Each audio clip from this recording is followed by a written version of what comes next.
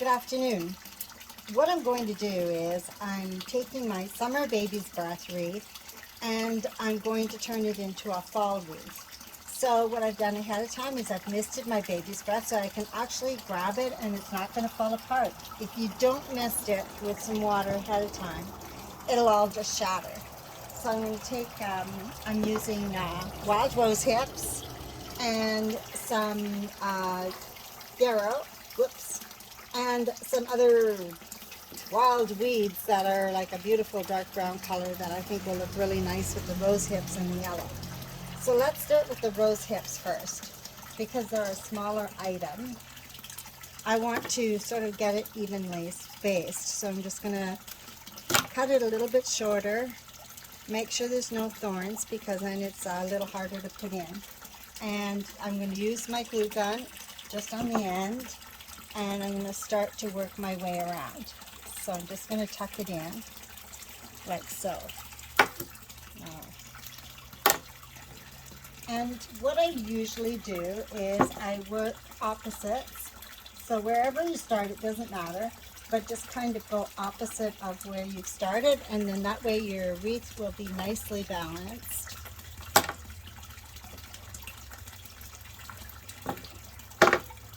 I put one in, tuck, don't forget to tuck some on the inside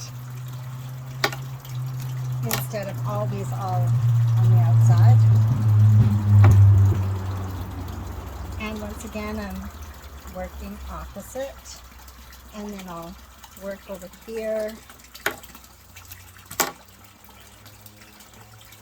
Up here, there we go, tuck that in. Already it's starting to look very fallish.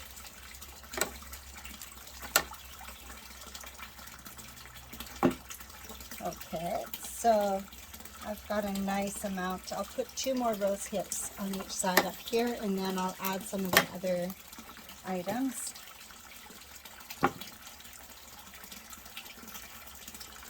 So this base is going to evolve over the fall season.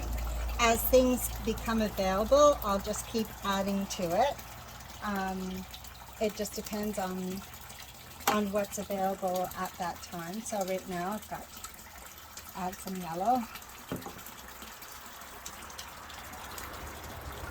So if you plan on adding fall leaves to your wreath, know that they will shrink and curl, but they will add another texture to your wreath and it'll look really pretty. It'll still have some color, which is great.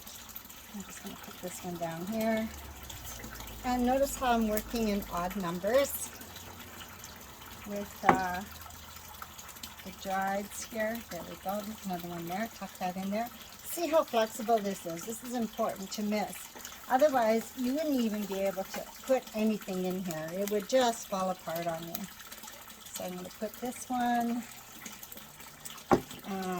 right here, I think. It's a little bit of a bare spot there, so I'll put it there, and I can move that around a bit.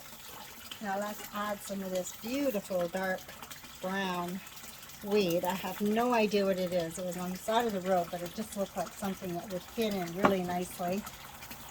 And again, just tuck it in. You can see the transformation from the summer wreath to a fall wreath is happening very quickly here. There we go. Add some more of this. Notice how I'm segmenting the stems, making them a little bit shorter.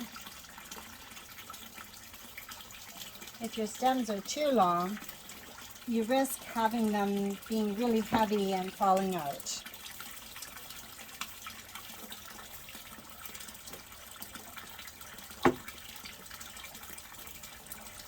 Almost there.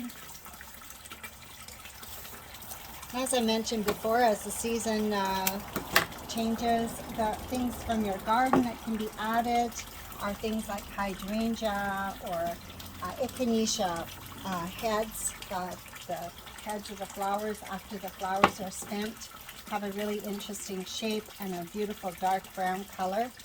And Let's trim that up a little bit. Need another couple little pieces here. So when I'm talking about segmenting the cluster here, I'm just cutting so that make sure that you have a bit of stem. And then that's where you put your glue and tuck that in there. And over here, need something down here a little bit more. So I'm going to grab one of these rose hips and I'm going to pull it down there.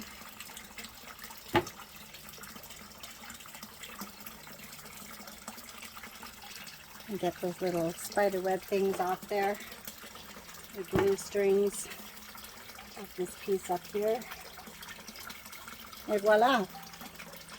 Fall wreath, summer wreath turned into fall wreath. And as I mentioned before, I'll keep adding things to it and I'll keep you updated. I hope you have a good afternoon.